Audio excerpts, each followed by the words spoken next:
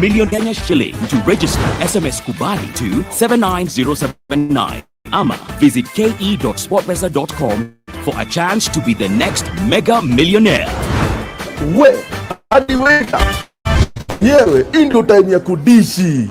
Masani ya saa 8 napiga ka walk pale. I as chairperson, the best I can do is to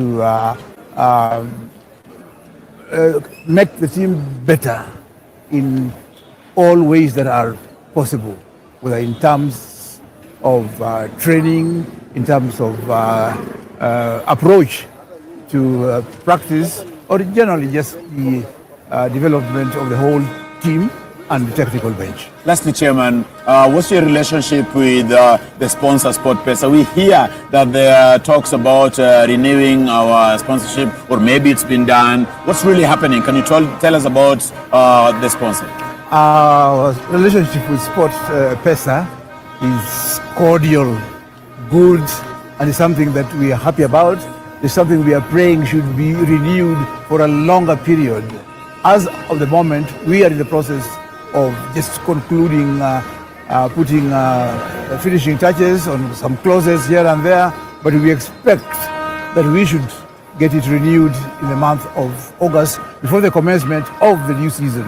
And we want to thank the management of SportPesa and the whole SportPesa fraternity for the support that they have given us, not only just financially under the contract, but also getting us involved as part of the family of SportPesa. I remember recently we had a very nice outing with SportPesa in Kikopey for the Safari Rally, and they have invited us for a few other occasions where we have just gone beyond the clauses in the sponsorship. They have done more than what is really in our sponsorship agreement, and that really excites our own happiness. There you had it. This partnership with SportPesa is on the table, is being renewed, and we can not thank SportPesa well enough for that. Thank you so much, Chairman. And we take you on your word. You apologize to the fans, and you promise to be better. Thank you. Thank you, Chairman. There you had it. Chairman says apologies. Chairman says things have to be better. Next season, things have to be better. For the remainder of the season, he's promising to make things better with the fans, with the sponsor, with football fraternity, that Gor Mahia can be back to where it used to be. To all the fans who are going back home, to all the fans who are just still watching us from there, feel that the club is really, from the captain, the coach, the chairman, they're all saying one thing: apologies. We are sorry for today's game. We are sorry for the result that was there. I know Gor Mahia fans, we expect to win every game. We expect to win every game. But the chairman and his captain and his coach, they're all saying, we are sorry. Right now, we are just on the verge of winding up. And now, chairman has talked about the sponsorship that is being renewed. Who better that and wrap it up to us? We started with here during the day where there was ecstasy, when there was still excitement about the game. That is a partnerships manager from Gor Mahia. That is Mr. Willis Ojuang. Willis, are you still as excited as you are during the day? Yeah, I'm still excited as well. We always say the game wins. Yeah, the experience wins. What does that mean, the game wins? The game wins in terms of the lessons to be picked. Okay. The opportunities and opportunities to be looked at in terms of what did we do right. What did you get right? What did we get right? Yeah. What are the areas of adjustments? How can we improve and how can we be better? What do you think we got right today?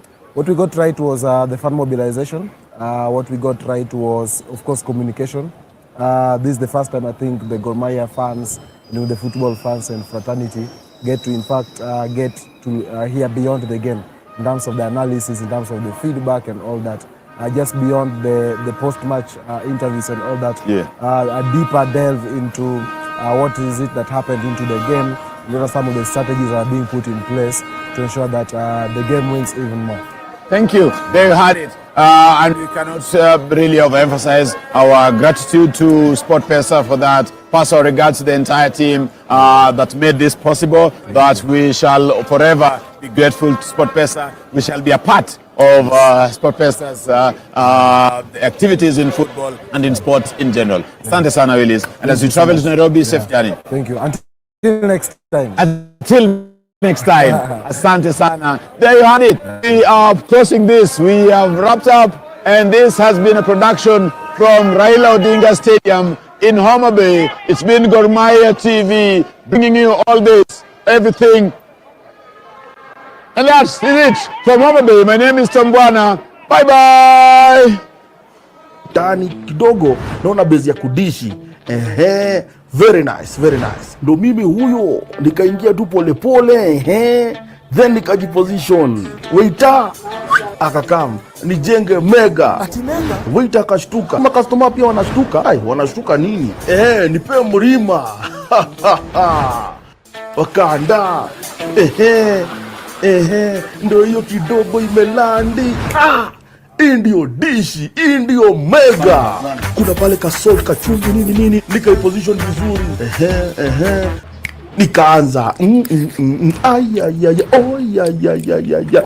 ndio mega, hii ndio jackpot. SportPesa Mega Jackpot sasa iko over 400 million Kenya shilling. To register, SMS Kubali to 79079 ama visit ke.sportpesa.com for a chance to be the next mega millionaire. Hadi waiter enyewe, hii ndio time ya kudishi. Masani ya saa 8 napiga ka walk pale mtaani kidogo, naona bezi ya kudishi. Very nice, very nice. Ndo mimi huyo nikaingia tu polepole, then nikajiposition. Waiter akakam nijenge mega. Waiter akashtuka. Kama customer pia wanashtuka. Wanashtuka nini? Nipe mlima.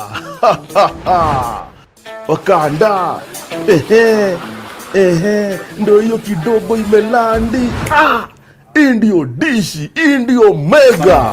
Kuna pale kasol, kachumvi, nini, nikaiposition. Nikaanza. Hii ndio mega, hii ndio jackpot. SportPesa Mega Jackpot sasa iko over 400 million Kenya shilling. To register, SMS Kubali to 79079 ama visit ke.sportpesa.com for a chance to be the next mega millionaire. Hadi waiter enyewe, hii ndio time ya kudishi.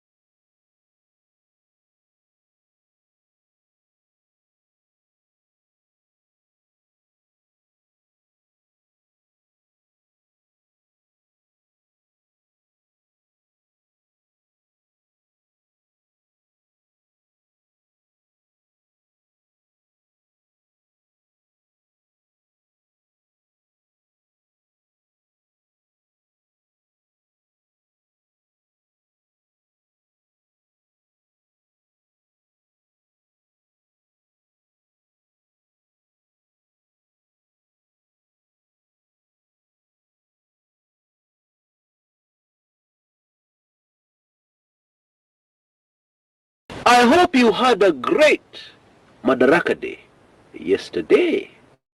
Under the circumstances we live in this country called Kenya, I hope you found time to touch base with those in your life that matter, those who are dear to you. Especially because, in case you didn't know, we were passing through that period referred to as the calm before the storm. And this period is coming to a very abrupt end very soon. A very warm welcome to my show today, where we're going to attempt to understand this month we've entered, this month of June, the 6th month of the year. What exactly is the mystery behind what we saw in Homa Bay at the Raila Odinga Stadium, where people started streaming in the night before, so much so that the stadium was packed by 9 p.m. at night for a function that was due to start the next day. In other words, people spent the night there. Think about it. Were all those people flocking there waiting to see President William Samoei Ruto? Were they? Believe it or not, there was a message there. And I'm afraid it is not a good message. It is an airy, chilling message. More so because the Madaraka Day celebrations in other counties right across the country had a situation where officials, mostly government officials, were addressing empty chairs, empty stadiums. Kenyans were not there. So that is a mystery we have to unpack and understand in our big effort today to understand the month called June and what is going to come within no time in very rapid succession, so that by the time we are seeing the tail end of this month, Kenya will be a very different country. Let us begin by understanding the mood of the Kenyan people right now, which will greatly dictate what unfolds in our country in this month. And this can be best summarized with just one word: desperation. Kenyans are in that place where it is just desperation over what has happened, over what is happening, and over the loss of something very important in this life called hope for tomorrow, hope for the future. That is precisely where we are as a country in terms of mood. And in my opinion, the large mammoth crowd in Homa Bay was a very clear indicator of precisely this. Consider the following. Those Kenyans had no better place to be than to sleep at that stadium, to brave the night and all the challenges of the night, to wait in desperate anticipation of something good, something better coming after Madaraka Day 2025.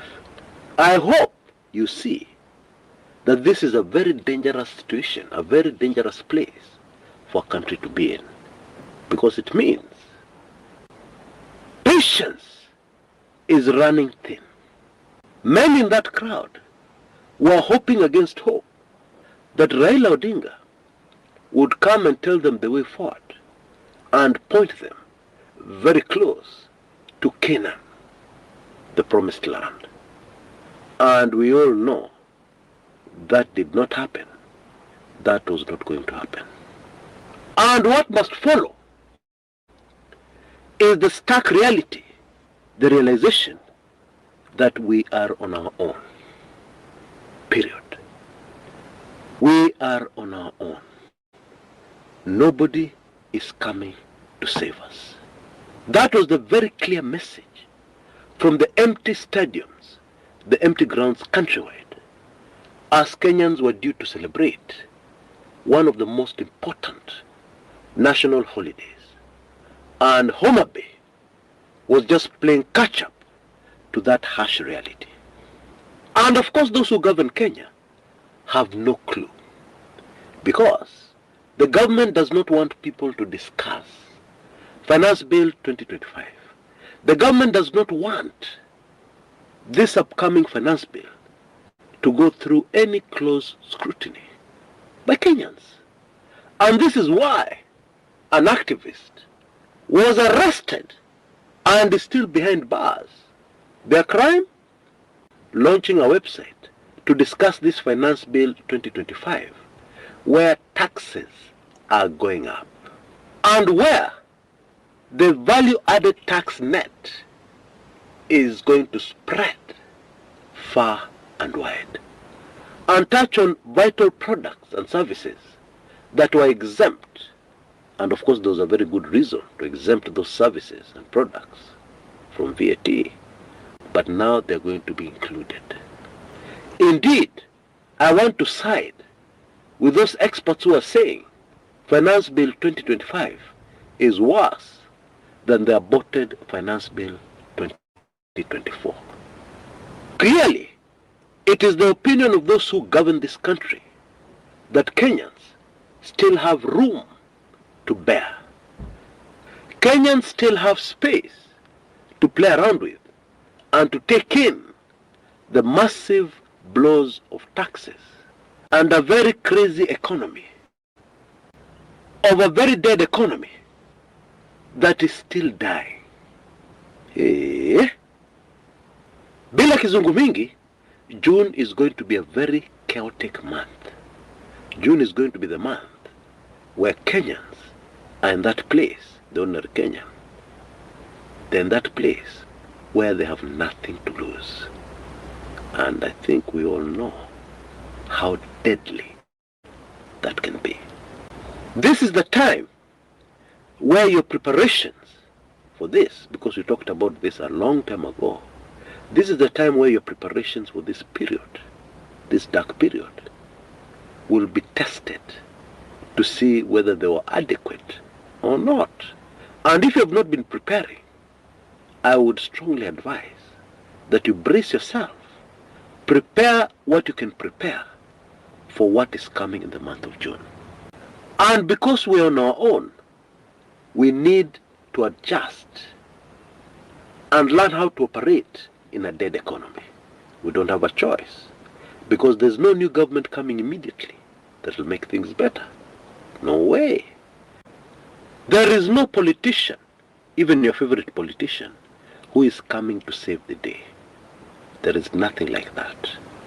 We are on our own, and we have no option but to adjust and learn how to live through.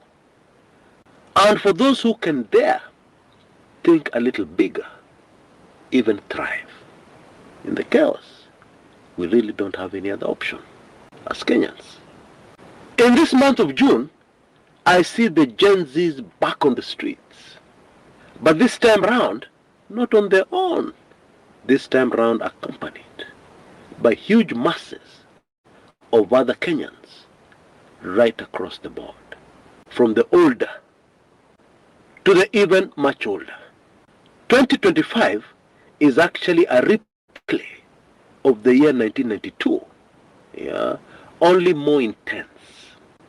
If you can go back in history and check what happened in the year 1992, you will understand the year 2025, and you will understand perfectly the month of June, where all these crazy things are going to start.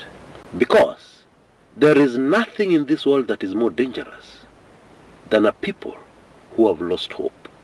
Indeed, June 2024, June 25th, 2024, was about a people who have lost all hope and therefore have nothing more to lose. That is exactly what it was all about. The storming of Parliament. You know, today, before I came in to make this recording, I tried very hard to look for something positive in our politics. I tried very, very hard, and I failed in a spectacular way. There is absolutely nothing positive in our politics. Nothing positive that will come out of our politicians. The only positive light at the end of the tunnel is you, the individual Kenyan, and what you're going to do going forward, what you're going to do to adjust to the new way of life. So here are my hot tips for the month of June. Number 1, stay away from crowds as much as possible. Why? Because the moods of crowds in the country called Kenya in this month will be completely unpredictable, and things can go south very quickly. Stay away from large crowds, even small crowds. Find a way to monitor and keep track of the location and the status of all your loved ones throughout the day. Very important. And it is not so difficult to do, thanks to technology. Number 3, adjust the way you work. Completely change it if you can. If the kind of work you do can be done remotely, favor that one greatly, and prepare to work from anywhere at any time. And especially prepare to make last-minute changes and adjustments as to where you're going to do your work on any particular day. Of course, judging by circumstances on the ground and how they have changed. Greatly favor Zoom meetings and meetings that you can hold, business meetings, where you don't necessarily have to appear physically, in person. I guarantee you, those will be much more productive, because life has to continue. Life has to go on. There is really no other option. You have to continue in your efforts to put food on the table for yourself and your loved ones. And for those doing business, you have no option but to find a brand new way of doing your business, taking into full consideration the chaos that will be unfolding in our country going forward. And of course that includes decisions, business decisions and moves you make. You know, in the year 2019, something very interesting happened to me.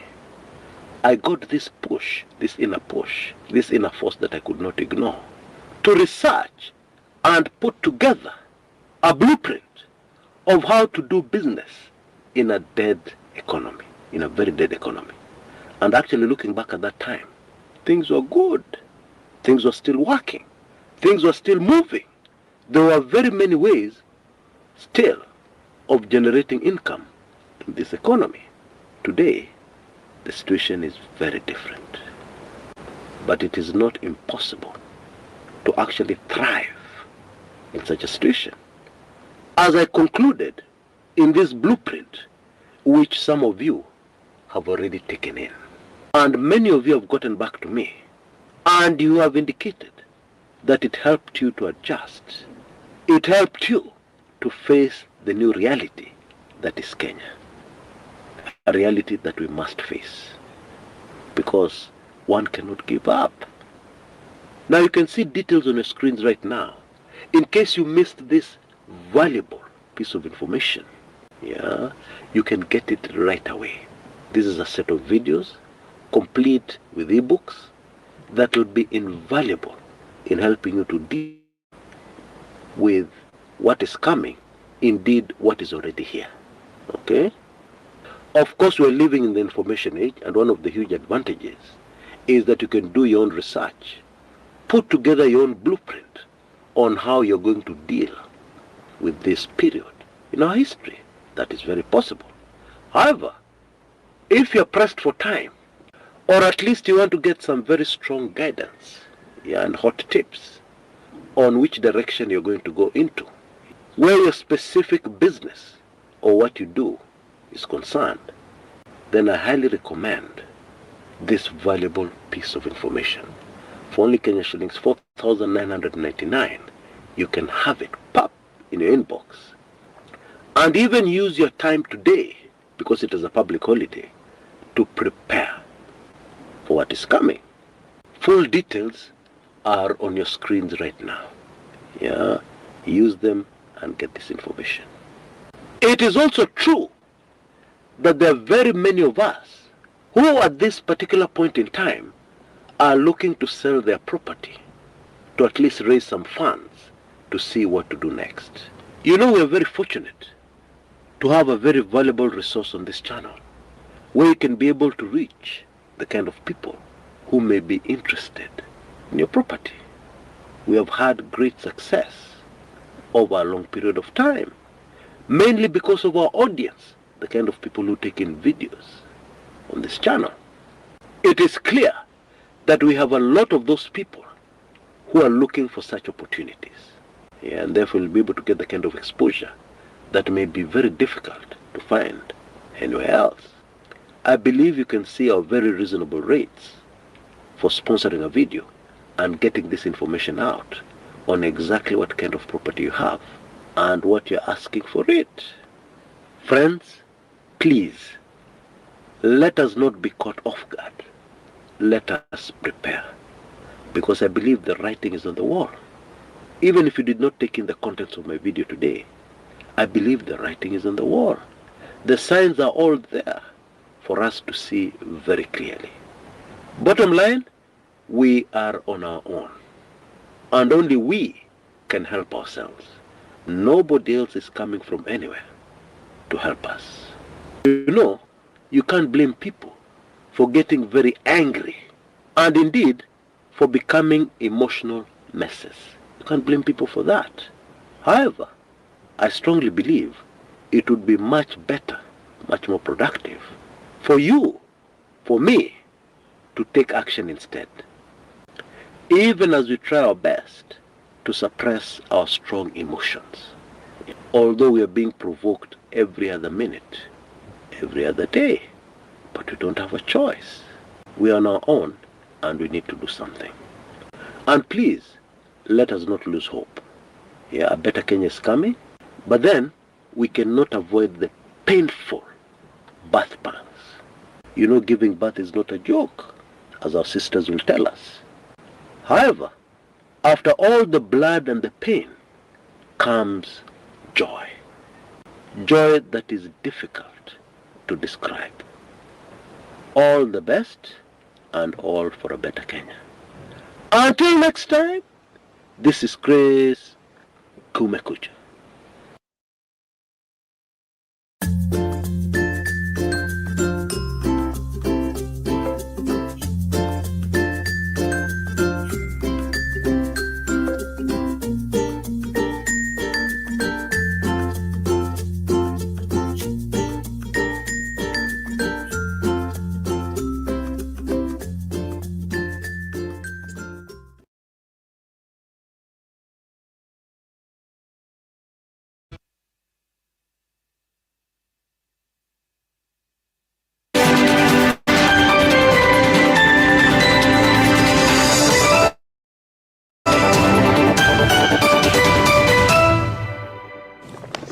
Welcome back. This is Daybreak, and thanks for staying with us. The hashtag on X is Citizen Daybreak. The SMS code is 22422 at Citizen TV Kenya and at Ayub Abdikadir. Wanjiku Thiga is the national youth leader, the DCP party. Good morning. Good morning. Much appreciated. Many thanks for your company.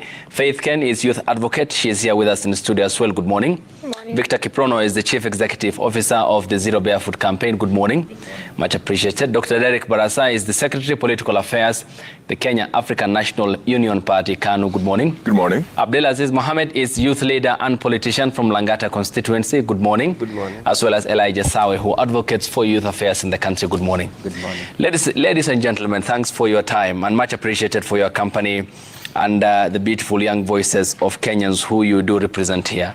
First, beginning with you, Wanjiku, the president on Wednesday issued what was much awaited by Kenya's young, given the brunt that they bore in the aftermath, during and the aftermath of June 25th events. What was the reception on the part of young Kenyans, given what happened to the 60 who were killed, more than 1,000 who were injured, and the men who are still missing to their families? How was that received within the quarters of young Kenyans? Thank you for that question. Allow me to start by mourning Professor Ngugi wa Thiong'o. I mourn him today because he really contributed to my journey in political experience. Running for office in 2022 was a daunting task. It was really heavy. And his book, A Grain of Wheat, is the book that gave me hope and sojourned with me, because politics is hard, and reading about the challenges that Mau Mau went through as they fought for independence reminded me why I have to keep going. And now to come back to your question, I will say this was such a late task that the president took, because we expected him to do a public acknowledgement and an apology very early, last year in fact. But it came very late, and it came with ifs. And when you say if, then you're not publicly acknowledging. You say there was nothing wrong it did, you're not acknowledging what happened, what this regime did to its young people. Therefore, it is in bad taste.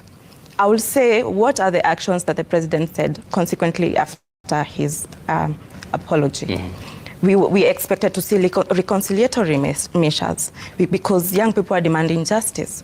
The families that lost its people demand justice. We want to see police reforms, legislative reforms. Mm-hmm. We also want to see maybe he would have even put up a constitutional inquiry. You know, we see measures that are being taken to take into action what happened.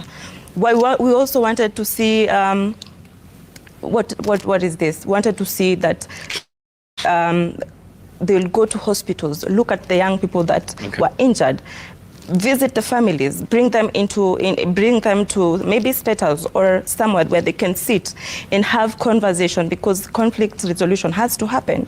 Transitional justice actions must happen. So they have also to compensate families of where maybe young people are still in hospitals. Okay. Let's take care of them. But we didn't see these actions. So was it really in good faith? Because he just said some words and that was it. Okay. But it has to be followed by actions. Okay. Yeah. And Barasa, then how can this be translated into justice beyond those who are inflicted with the injuries that they sustained to their families? Because it's a representation of the Kenyan society. What then happens to the families who some still have missing kin, and the government acknowledges they are not in their custody? Many thanks, Ayub. You see, the events that happened this week by the president are mischievous in a way. You see, I'm a Christian, and when you read the Bible, there's the book of Ecclesiastes in around chapter 5, verse 4 to 6. It tells us not to make promises in vain. The president clearly came up and made a promise in vain. We know that he did not mean any inch of the things that he said on that very day. Second of all, our constitution, the first line in our constitution, which was promulgated on the 27th of August, 2010, says, we, the people of Kenya, believing in the sovereignty of the God of all creations, do believe that we shall enact this constitution. The president, in the same way, butchered the constitution when he made that very surreptitious apology. But that's not the issue today. Let me discuss the content of the apology that he made. You see, this is not the first time. We saw it in the Gen Z last year. The president has come up with a paternalistic kind of, it is a power dynamic meant to comb young people, yeah, in a way as he prepares for the next events in his kind of pseudo-democracy. You see, what the president has always done is to infantilize the younger generation and to make us feel like we are his children. In any way, Ayub, if I ask you, who is a child? Nani Mtoto?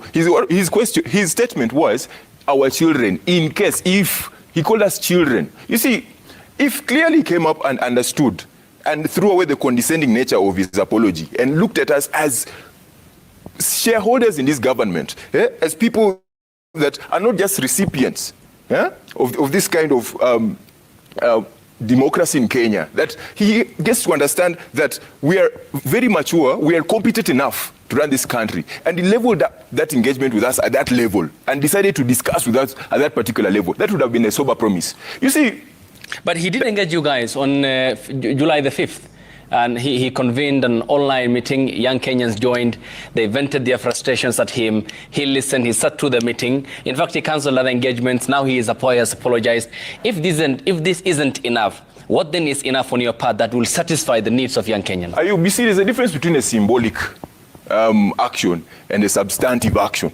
What the president has been doing ever since June 25th last year has been a series of symbolic actions to show that he is aware of what is happening.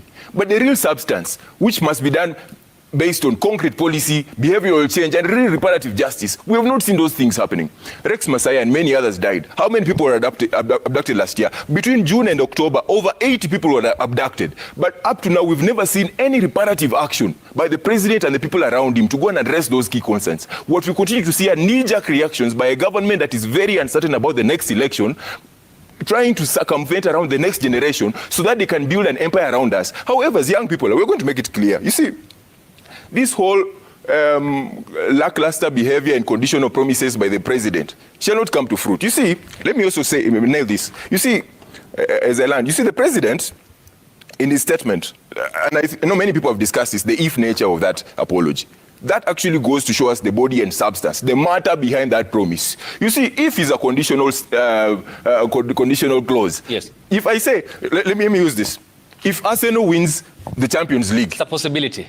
It's a possibility, but we've waited for this for a long time. Arsenal has not won the Champions League. If the president, when the president comes up to say if, that is an ambiguous clause. What we want to see is an unequivocal promise. A promise that I am going to apologize. I am going to build reparative justice for those people who were affected by these actions since June 25th last year. You see, and remember, allow me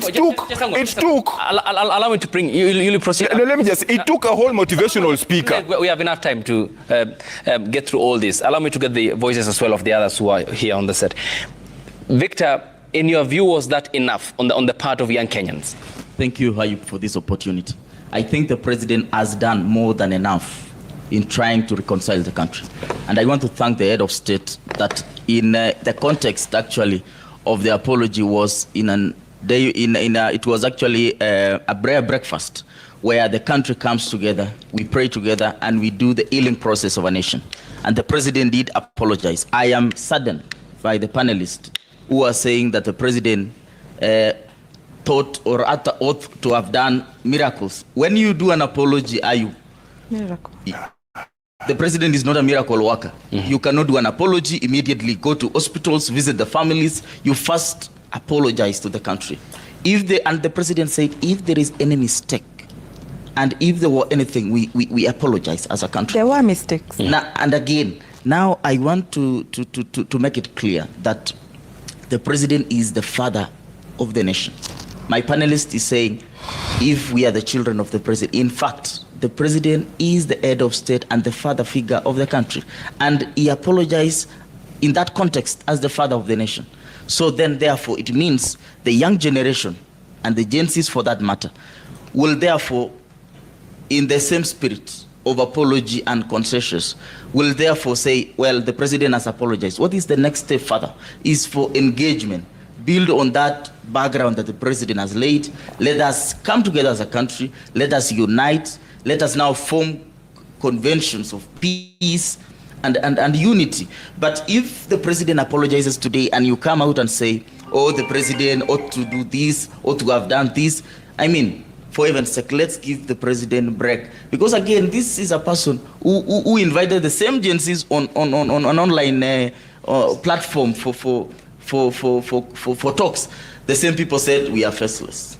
Yeah. Now the president comes out, he apologizes. The same people are going out, that is not an apology. Give me a definition of an apology. Okay, we'll talk more about the substance of it, because what then happens to the families of the 60 who were killed? Talking about abductions, and my panelists have said about that. We'll come to the abduction now part. We've known who are the real planners and orchestrators of abduction. Okay, we'll talk at length more about that. But more important here is that 60 young lives were cut short. Yeah. And more than 1,100 had sustained gunshot. Yes, Victor, we'll prosecute all this in an open manner and substantively talk about what then is in the best interest of our country. All right? Allow me also to bring in the others so that we have an hour and 15 minutes to go before we summarize all this. Yes, Abdul, to you. I'll come to you, Faith. Yes, please. And to begin with, I am a Muslim, and I believe in the power of forgiveness. I also know that forgiveness is the only antibiotic that does not have a side effects. But the president's apology is what I would call an empty apology. Why? Because well-intended apologies are not conditional. You don't begin with an if. And if at all, and we don't need the president to apologize. Our forgiveness would have come automatically if he brought to book the perpetrators of torture, abduction, and extrajudicial killings of Kenyans. That is what he ought to have done, and our forgiveness would have come automatically. We would have understood him. And I want to urge my brother here, Victor Kiprono, just for today, to respect the lapel I am wearing here that stands for humanity. If at all you don't respect the people of Kenya, please just respect this lapel. Putting on this, seated here today, I stand for humanity. And you know, we cannot mock the families that lost over 60 people. Thank you very much. Okay, yes, Faith. Thank you so much, Ayub. And on my side, what I would like to say is that first, I acknowledge that lives were lost. It was a bad thing that in a democratic country, something like that will actually happen. And the young people on the street fighting for their rights, and they had their agendas. But it's a very bad thing that it had to end that way. But now the president coming out to apologize, I think it's a good thing. And even if you go back to 2024, since the time after the Gen Z demonstration, what has the president done since then? You know, just like he said, the Gen Zs are the first people to say they're faceless. The president went faceless and talked to them on Twitter. You know, they say they're leaderless. How are they going to be engaged if they don't have a leader? You know, they say they're tribeless. And even when the broad-based was formed, the 10 points agenda reduction is included there, you know, and compensation of families that lost their kins. It's in the 10 points agenda of broad-based government. So I think the president has done a lot, and just coming out to apologize. We demanded that youth be included in this cabinet. We are the same people that are fighting when youths are there. We have the Ministry of Youth Affairs, Fikirini Jacobs as PS. You see, we have in the Ministry of the engineer. He's 34 years old. He's a youth. But we are the same people who are still saying, you know, you haven't done enough. So it's like we wanted the specific type of people that we wanted to be appointed. Yet we're the same people who couldn't even front those who could represent us. So I think where the situation where we are at a country with the youths is that we've become so negative. We're criticizing everything, that anything that comes from the president or anything that comes from the government must be criticized. Even if it's a good thing, it must be looked into an angle that it might have to spike a negative reaction. So the president coming out on a national prayer day to say, I'm sorry, I think that is just enough. Okay. And what we should demand for right now is, after sorry, what next? And how are you showing that you're sorry? Okay. You know, but you must first accept the apology, then what next? You see, from there, that is when we can say, you know, you said you're sorry, but why are your actions not telling that you're actually sorry? Okay. Elijah, Faith argues that what the president said and he has done so far is enough. But what's enough to the families of those who lost their kin? Thank you, Ayub. So first, I think we should all appreciate that it's a fact that on June 25th and 26th, there was a lot of uprising in this country, and it was unprecedented. We had never seen such an organic, unprecedented self-awareness of youths, and actually youths coming out beyond tribal and political lines to express themselves. It was a momentous occasion for our country and our democracy. And I think we also have to appreciate the fact that there are people who were killed, extrajudicial killings, and it is wrong. how I look at this is we must accept that there were mistakes that were done. But let's look at the man, the president. We've had 4 presidents before him. And I think this is the second time we've had a president apologizing, and not once. I remember President Moi, where Dr. Baraza's party is based, that is KANU, apologized once when he was leaving, and he said, kama kuna mtu nimemkosea naomba msamaha. President, we never had any apology from President Kibaki when we had the most severe killings in 2007, 2008. Uhuru Kenyatta, when the judiciary, when he stood and spoke about the judiciary and clearly said he will revisit, he never went back and made any apology. We've seen the first time a president who comes in human face and takes responsibility of what the government did and actually apologizes. So for me, that is a good step to our democracy. But that is not the point. But Elijah, context matters here. Yeah. The events in the aftermath of the 2007-8 post-election skirmishes were subjected to a tribunal outside Kenya, where our current president and his predecessor, among 6 other Kenyans, were charged with crimes against humanity for what has happened in 2007. Then what's the correlation between what then ended up at the ICC and the apology issued by President William Ruto to the Gen Z? I think I don't want to go back to that history, Ayub, because when you look at that history, there are so many political connotations around it. There are people who even argue that in 2007, we should have the presidential candidates actually being part of the people who were charged, but other people took political responsibility because of that. But I don't want to talk about it because that is a matter that went all the way to the ICC, and it was fully pronounced. And I don't want to go back to that. But I know what really takes you back to that is the spirit of those actions. I think how I look at it is the president has continuously showed us that we can actually have leaders who are ready to own up on the mistakes that they've done and ready to make policies that takes us forward. Why I'm saying this is because what next to the 60 people or the 60 lives that were lost? We've seen the change in the IG. The Inspector General of Police, who was there when this happened, is no longer the Inspector General. We've seen a number of people who've been charged because of that. We've seen the necessary steps that were taken. The President opened up a platform for youths to talk to him.